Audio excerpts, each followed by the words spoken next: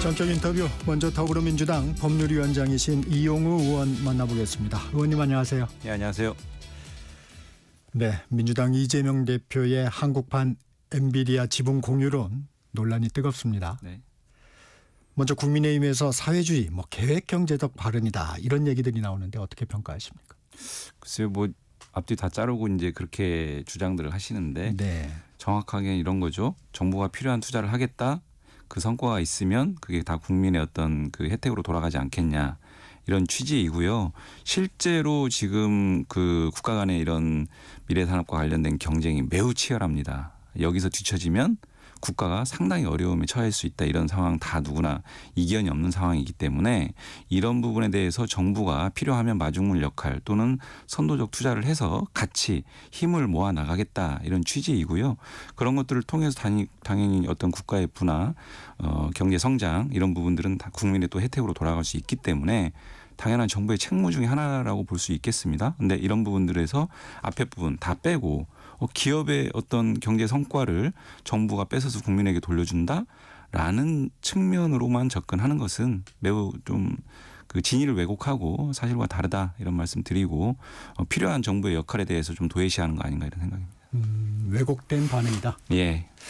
이 국가 개입으로 특히 혁신 기업 같은 경우에 세계적 기업으로 키울 수 있다는 건 좀 환상이다. 예. 이런 주장도 나오는데 어떻습니까? 그 초기에 만약에 역할을 해야 되는 그런 상황이 있다면은 정부가 개입하는 것도 필요하다는 생각이고요. 대만의 TSMC 지금 반도체 산업에서 가장 세계적으로 주목받고 있는 기업 중에 하나인데요. 네. 거기도 마찬가지 방식으로 정부가 역할을 하고 일정하게 성장이 되면 또 민영화된 이후에 여전히 지분도 가지고 있기도 하고요. 이런 부분들을 고려한다면 그게 맞지 않다. 우리나라 어떤 자본주의 체제에 맞지 않다. 이런 주장은 좀 너무 나간 주장인 것 같습니다. 이런 부분도 좀 궁금합니다. 이게 이제 국부 펀드라든가 국민 펀드로 만들게 되면 혁신 기업이라는 게 사실 한 100개 가면 한두 개 성공하는 거 아닌가요? 네. 그러면 손해가 날 경우에는 또 국민 세금으로 또 메꿔야 되는 이런 상황도 빚어질 수 있는 거 아닌가요? 국부펀드나 국민펀드라는 게 그걸 가지고 하나의 기업을 만들겠다 이런 취지는 아닌 것 같고요. 그런 부분들을 좀 기여를 하고 당연히 민간에서 그 기본적인 역할을 하면서 그런 마중물 역할 같이 힘을 모으는 역할의 측면이지 정부가 국민펀드, 국부펀드 해가지고 하나의 기업을 만들어서 정부가 운영할 수도 없고요. 그건 맞지 않다는 생각이고 그런 취지로 얘기한 건 아닙니다. 네. 이익을 그렇게 공유하게 되면 이재명 대표가 이제 꿈을 얘기하셨는데 세금에 의존하지 않아도 되는 사회가 되지 않겠느냐. 네. 그게 내가 생각하는 기본 사회의 꿈이다. 이런 부분이 또 약간 이질적으로 좀 다가온 부분이 있는 것 같습니다. 어떻습니까? 아마 상징적으로 이제 말씀하신 것 같고 세금이라고 하는 거 역사상 없을 수는 없는 것 같고요. 그래서 그런 부분과 관련해서는 정부가 지금 여러 가지 어려운 상황에서 성장의 견인차 역할을 좀 하겠다. 적극적인 의지를 표명한 것이고 그런 성장의 견인차 역할을 해서 일정한 성장이 된다라고 하면 상당 부분 또 국민의 혜택으로 돌아갈 수 있겠다. 국민의 부담을 줄일 수 있겠다. 이런 취지라고 이해해 주시면 될 것 같습니다. 이재명 대표 토론 제안했습니다. 네. 권성동 국민의힘 대표는 주제 한정하지 말고 끝장 토론하자. 이렇게 했는데 토론 이루어질 수 있을까요? 어제도 최고위원회에서 똑같은 그 제안을 다시 한번 했고요. 아마도 잘 아시겠지만 이재명 대표가 이제 토론을 좀 그래도 잘 하지 않습니까? 그래서 어떤 이재명 대표가 하든 또는 당의 어떤 지도부가 하든 정책위 단위에서 하든 다양한 채널로 다양한 의제로 충분히 할 수 있다고 생각합니다. 어제 이 대표를 비롯해서 민주당 지도부 한국경제인협회와 만났습니다. 이게 한 10년 만이라고요? 예, 그러네요. 어떤 의미를 좀 부여할 수 있을까요? 이재명 대표의 최근에 이제 발언과 행보들이 회복과 성장의 방점을 찍고 거기에 함께할 수 있는 여러 단위들을 지금 접촉하고 의견을 청취하고 의견을 좀 나누고 있습니다. 그런 맥락으로 좀 보면 될 것 같고요. 다만 아시는 것처럼 한국경제인협회 한경협은 전경련의 후신입니다. 전경련은 과거에 이런 정경유착이라든지 대기업 위주의 어떤 그 이해관계에 좀 집중했던 부분들이 국민적 비판을 받은 바도 많이 있고요. 오랜 기간 또 그 가까운 박근혜 국정농단 사건에서도 전경련이 상당히 많이 비판을 받았지 않습니까? 이제 저는 그런 부분들 또한 정경련이 후신이라고 한 환경협이 분명하게 좀 자기 반성을 하고 새로운 미래를 개척해 나가겠다. 그리고 어제 얘기했던 것처럼 그 대기업만이 아니라 모든 기업들, 소상공인들 함께 상생할 수 있는 방안도 모색하겠다. 이런 부분들을 적극적으로 좀 필요했으면 좋겠습니다. 어제 환경협에서는 반도체 부분에서 주 52시간제 예외 적용 네. 이 부분에 좀 대타협을 좀 주문하고 최근 민주당에서 추진하고 있는 상법 개정 네. 이 부분도 좀 우려를 표했다고 하는데 네. 이재명 대표도 정부와 정치권에서 불필요하게 기업의 장애 요인을 만드는 것은 최소화해야 한다. 네. 이런 입장을 밝혔는데 정책적으로는 좀 뒷받침이 안 되는 부분이 있는 것 같습니다. 어떻게 보십니까? 글쎄요, 상법 개정안에 대해서 이제 이견이 있는 것 같긴 한데 그게 이제 그 지금 추진하는 내용이 결국은 기업의 어떤 여러 가지 그 소액 주주 권리 네. 강화라든지 또 기업 운영에 있어서의 지배구조에 문제가 있는 지점들 오히려 더 기업이 좀 잘 성장할 수 있는 어떤 기반들을 이제 만들어야 된다. 그런 부분들은 사실 국민의힘에서도 과거에 계속 했던 얘기거든요. 지금은 이제 상법이 아니라 자본시장법으로 굉장히 축소해서 한정해서 얘기하고 있지만 과거에는 동일하게 얘기했습니다. 예, 이런 부분들이 기업 입장에서 무조건 우리 기업 경영에 그 장애가 된다. 이렇게만 인식하는 것도 조금은 동의하기 어렵고 그래서 충분히 저는 토론을 하면 접점은 찾을 수 있다고 생각하고요. 반도체 특별법만 해도 지금 당장 중요한 게 재계 입장에서 기업 입장에서는 빠른 지원을 통한 어떤 반도체의 어떤 이런 성장들을 갈증이 매일 크거든요. 근데 주 52시간이라고 하는 어떻게 보면 특별법 내용에 있어서는 그 부차적인 부분이었어요. 애초에는. 이런 부분들이 꼬리가 몸통을 흔들듯이 반도체 특별법 나머지 더 핵심적인 내용들이 지금 온데간데 없이 겨우 불안정한 상황에 처해 있거든요. 민주당 이재명 대표는 합의가 된 오히려 더 핵심적이고 본질적인 지원 방안 부분에 대해서는 적극적으로 논의할 수 있다. 그러나 노동시간 문제는 민감한 부분이 있으니 좀 더 수기하자.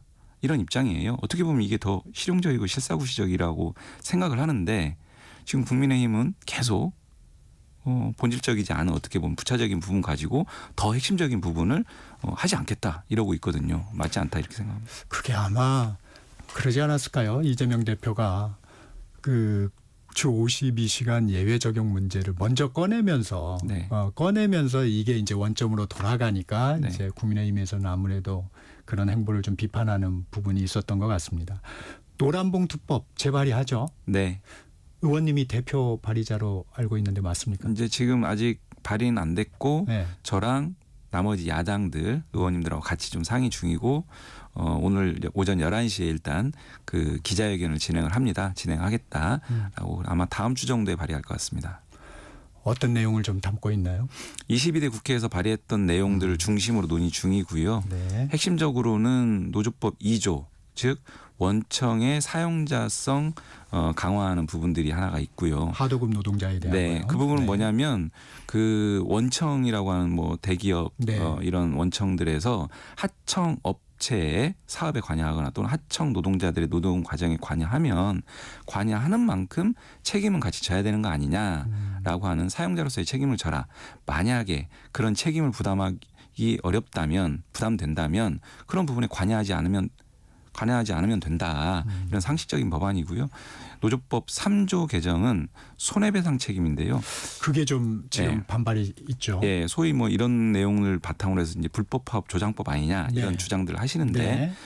파업을 해서 만약에 파업의 법 테두리를 벗어나서 불법이 되면 손해배상 책임을 지지 않겠다 이런 주장이 아니고요.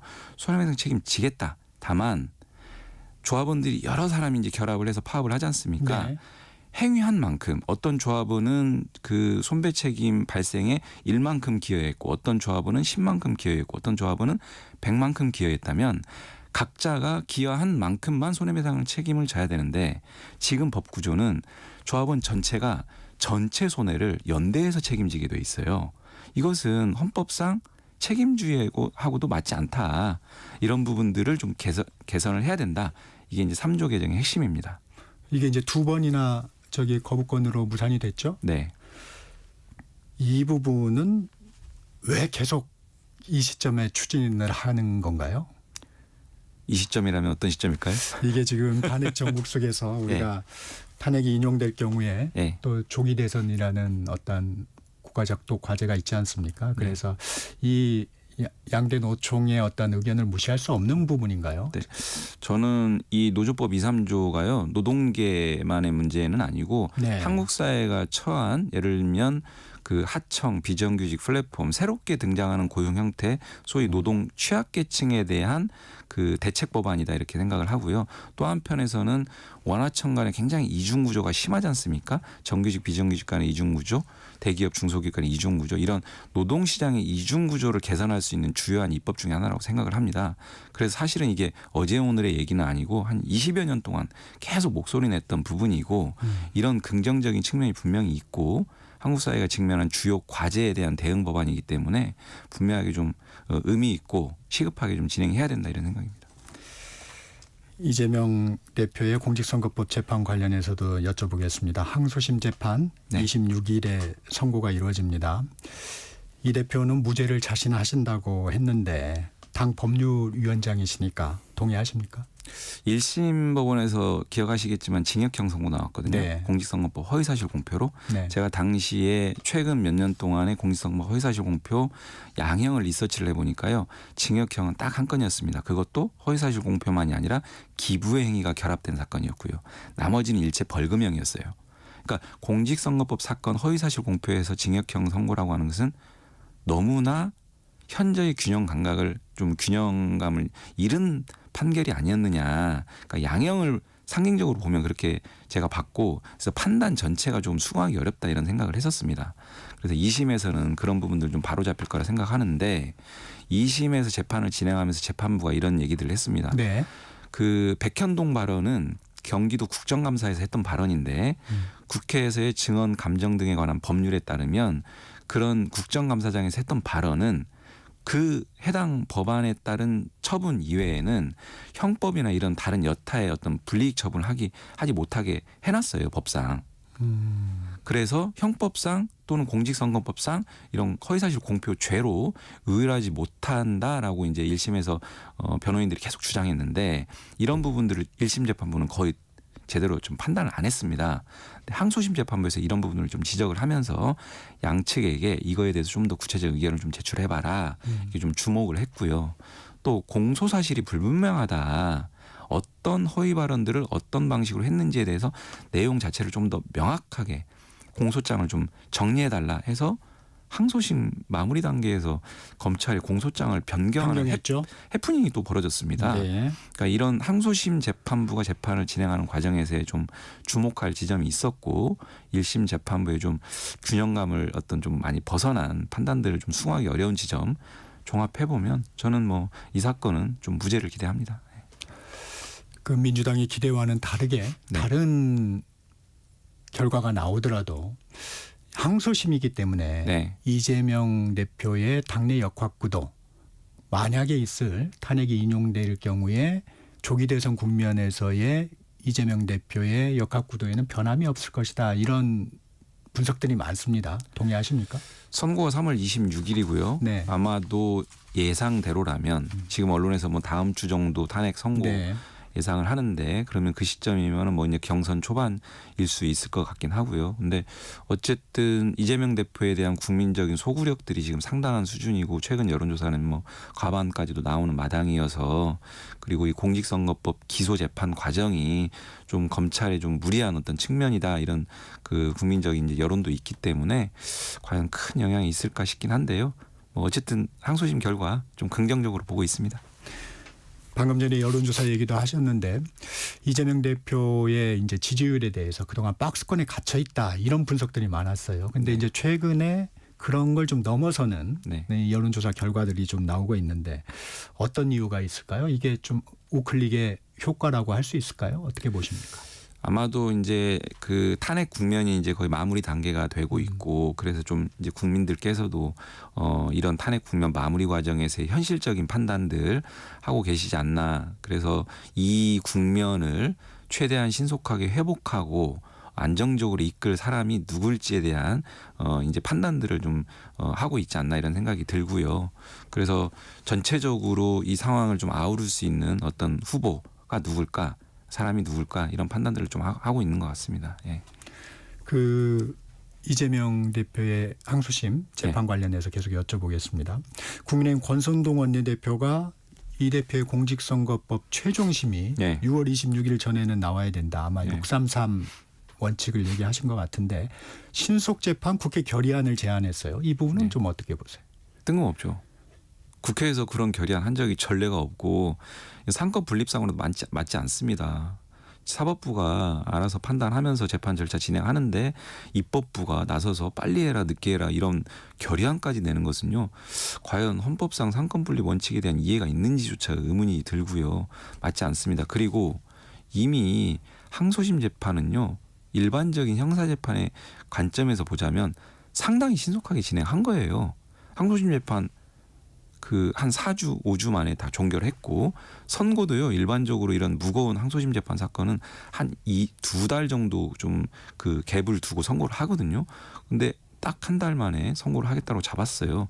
재판부가 이 부분 논란이 있을 수 있으니 빠르게 좀 재판 진행하겠다 이런 의지를 이미 표출했는데 이렇게까지 나서는 것은 좀 무리하다 이렇게 생각합니다. 저희가 궁금한 게 네. 이런 반응이 네. 뻔한데 네. 왜 이런 말을 했을까요? 권성동 원내대표. 뭐 대법원 재판 6월달 뭐 선고 얘기도 하지 않습니까? 아마도 이 선고를 그 이 조기 대선 이 부분 이후로 그러니까 이전에 좀 매듭지어야 된다 이런 주장을 좀 하기 위해서 한 측면이 있지 않나 이런 생각인데 물리적으로 좀 불가능합니다. 3월 26일 선고를 하게 되면 대법원에 올라가서 대법원이 심리를 시작하려면 한 1.5개월에서 최소 2개월은 그 서면 공방이 이루어져야 되거든요. 그러면은 우리가 통상적으로 좀 예상한 어떤 시점하고는 좀 맞지 않죠. 예. 저는 그게 좀 궁금하더라고요. 6월 26일이라고 하면 예. 탄핵이 인용돼서 조기 대선 국면으로 넘어간다면 예. 사실상 대법원 최종 그 재판이 계속 진행돼야 된다 이런 의미를 좀 담은 것인지 예. 6월 26일이라는 날짜가 좀 궁금증을 자아내더라고요. 그 날짜를 6월 26일까지로 특정한 게 정부당에서 무슨 뭐를 모종의 뭐를 꾸미고 있나요? 이제 잘 모르겠어요. 633을 제시한 것 네. 같긴 한데 예. 재판을 진행돼야 된다는 의미를 좀 담은 건 아닌가. 뭐 그런 측면도 있을 수 있고 뭐 무리하게 뭐 대선 일정을 네. 뭐 탄핵 선고를 뭐 더 늦춰야 된다는 암시도 깔려 있을 수도 있고 뭐 여러 가지 잘 모르겠어요. 어떤 의미로 이제 그렇게 얘기하는지 그렇죠. 잘 모르겠는데 네. 글쎄요, 잘 모르겠네요. 네. 이 말씀을 여쭤볼까 아까 저희 방송 전에 잠깐 얘기를 좀 나눴었는데 이재명 대표가 이제 유튜브 방송에서 지난 2023년 9월에 자신에 대한 국회 체포 동의안 표결 검찰과 당내 일부가 짜고 한 짓이다. 네. 이러면서 이제 비명계와의 갈등이 다시 불거지고 있습니다. 네. 비명계에서는 최근에 통합 행보했지 않느냐, 네. 앞에서 웃고 뒤에서 칼을 꽂느냐, 뭐 이런 네. 비판까지 나오는데 예. 요즘 어떻게 보고 계십니까? 당시의 상황을 조금 회상하면서 그렇지 않았겠느냐라는 뭐 추측성 발언인 것 같고요. 네. 지금 상황에서 그때 당시의 심정이 그대로다 이렇게 좀 등치시키는 것은 좀 너무 나간 해석이라고 생각을 하고 당시에는 당사자 입장에서는 뭐 감정적으로 그런 생각을 가질 수도 있는 거 아닙니까, 그죠?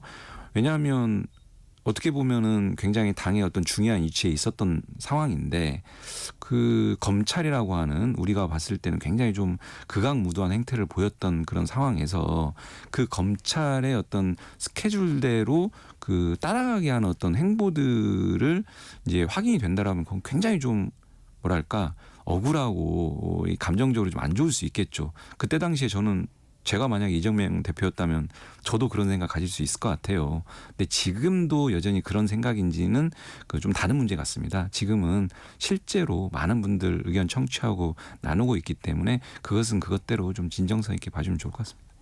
그 당시의 네. 마음을 회상한 거다. 네. 알겠습니다.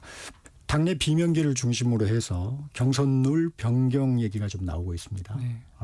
오픈 프라이머리 도입을 하자는 얘기에 찬성하는 비명계들이 좀 있는데 어떻게 생각하세요? 가능하다고 보세요?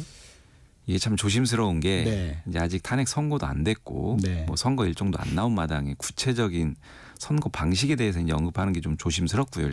일단 조국혁신당이 이제 그 예. 부분을 얘기를 했잖아요. 했어요. 이제 네. 야당 전체를 놓고 오픈 예. 프라이머리 한번 해보면 어떻겠느냐. 예, 네. 제안을 했고요. 어쨌든 뭐 좀 민주당 입장에서 공식적으로 얘기하기는 좀 시기상조다라는 생각은 들고요. 다만 원론적으로 이제 말씀을 드리면 오픈 프라이머리 야당 전체로 좀 판을 키워가지고 네. 야당이 힘을 모으자, 후보 단일화하자 이런 문제 의식에는 동의를 합니다. 다만 현실적으로 그게 가능하겠느냐 여러 가지 따져봐야 될 문제들도 많고 실무적으로 챙겨야 될 부분도 굉장히 많고 또 실익이 과연 있겠느냐 여러 후보들이 나와서 오픈 프라이머리를 통해서 뭔가 시너지 효과를 내고 이랬을 때 그 의미가 있을 텐데 그런 부분들까지 좀 고려를 해야 될 텐데 좀 그런 부분까지 고려했을 때는 뭐 큰 의미가 있을지 잘 모르겠고요. 당 내에 각 당마다 당원들의 당원 주권 문제도 또 있습니다. 네. 그런 부분들까지를 포함한다면 좀 고려해야 될 지점은 되게 많이 있는 것 같습니다. 예. 개헌 문제도 좀 여쭙겠습니다. 헌정회에서는 서명운동도 지금 시작한 것 같습니다. 네. 이재명 대표 만약에 조기 대선 국면이 된다면 개헌 부분에 대해서 어떤 의지를 얘기할까요? 어떻게 보십니까? 대선면에서 조기 그 개헌 문제를 얘기하기에는 여러 가지 좀 어려움이 있을 것 같습니다. 일단 개헌이라고 하는 것은 굉장히 많은 국민적 여론과 의견들을 수렴을 해야 됩니다. 매우 중차대한 문제이기 때문에 그리고 그런 수기 과정들이 좀 필요한데 매우 짧은 조기 대선 국면에서 그게 가능할지 오히려 더 혼란만 야기할 수 있다는 생각이 들고요. 다만 소위 87 체제라고 하는 부분에 대한 극복은 분명히 필요하다. 그래서 저는 개헌 자체를 부정하지는 않습니다. 충분하게 우리가 동의하고 의견을 나눠야 될 지점이라고 생각을 하고요. 이 부분들은 새 정부에서 충분한 시간을 갖고 국민적 수기 과정을 거쳐서 꼭 했으면 좋겠다 이런 의견이고 한 가지만 더 말씀드리면 단순히 정치 체제에 대한 거에만 방점을 찍을 것이 아니고 새롭게 변화된 한국 사회 상에 맞게 기본권 조항도 상당 부분 손질을 봐야 된다 이렇게 생각을 합니다. 그러면 공약으로는 내세울 네. 수 있을까요? 예전에 지난 대선에서도 네. 이재명 대표 개헌에 대한 공약을 내세운 부분이 있는데. 예. 그게 이제 공약을 어느 정도 수준으로 구체적으로 낼지는 잘 모르겠습니다. 또다시 이제 그 개헌 논의로 모든 여러 가지 대선의 주요 의제들이 좀 빨려 들어갈 수 있기 때문에 아마 여러 가지 판단을 할 것 같습니다. 오늘은 여기까지 들어야 되겠습니다. 지금까지 더불어민주당 이용우 의원이었습니다. 고맙습니다. 네, 고맙습니다.